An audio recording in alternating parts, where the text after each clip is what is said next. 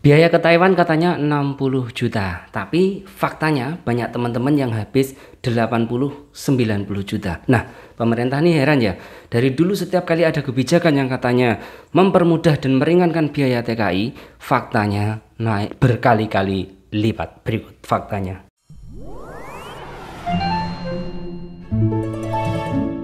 Nah, halo teman-teman semuanya, kembali lagi di PMI Taiwan dan kali ini kita akan bahas ya, beberapa hari lalu itu ada video viral tentang 8 TKI yang sampai ke Taiwan di pabrik ya, di salah satu pabrik yang pabriknya tuh besar sekali dan akan ada 20 lagi yang datang ke Taiwan. Nah, dalam video itu disebutkan biayanya adalah sekitar 60 jutaan. Benarkah segitu?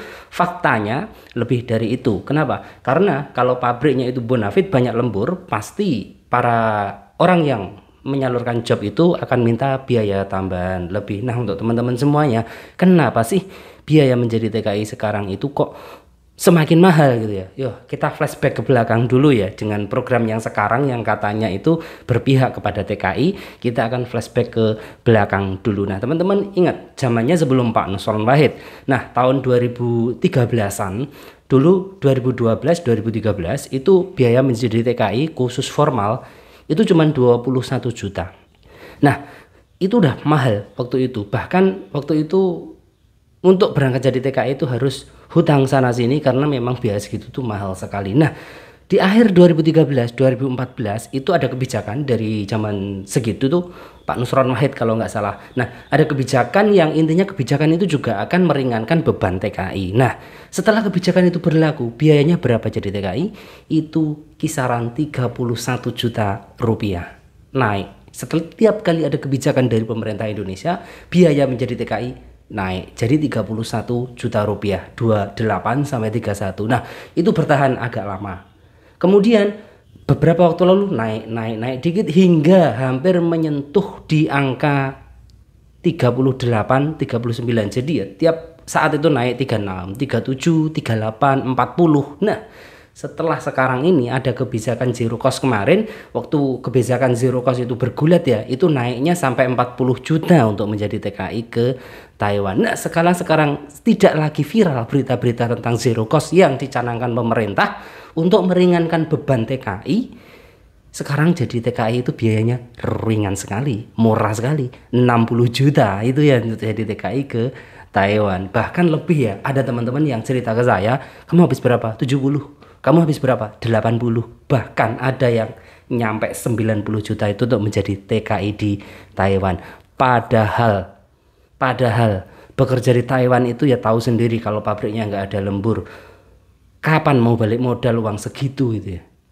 Kapan mau balik modal kita nggak tahu gitu ya.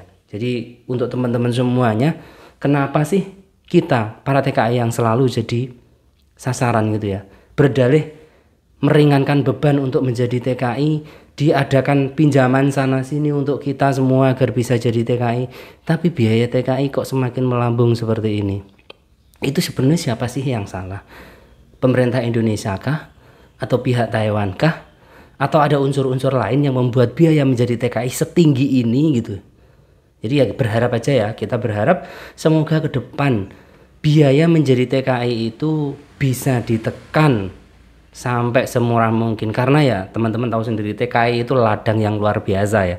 Bener-bener luar biasa ladangnya dari sebelum menjadi TKI. Contoh dari sponsor, PL memasukkan kalian ke PT, dia dapat fee-nya kecil, enggak gede banget gitu ya, fee-nya gede banget tergantung dia minta berapa.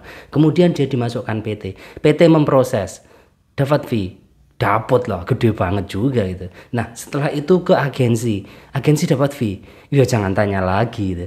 Kemudian ke majikan mempekerjakan kita. Setiap bulan kita harus membayar agensi. Kemudian di pemerintah Indonesia kita harus bayar BPJS dan lain sebagainya. Terus seperti itu. Nah, ketika uang kita udah banyak, kita kirim ke Indonesia. Indonesia juga yang beruntung karena devisanya naik itu otomatis. Nah, setelah itu ketika kita udah dapat duit banyak, banyak oknum-oknum juga yang memeras uang kita, baik itu penipu maupun yang lainnya. Susah jadi TKI itu, biayanya berat. Nggak ada satupun orang yang sebenarnya peduli sama kita. Cuman mereka itu menjadikan kita sebagai komoditas. barang dagangan yang sangat menguntungkan. Itu faktanya.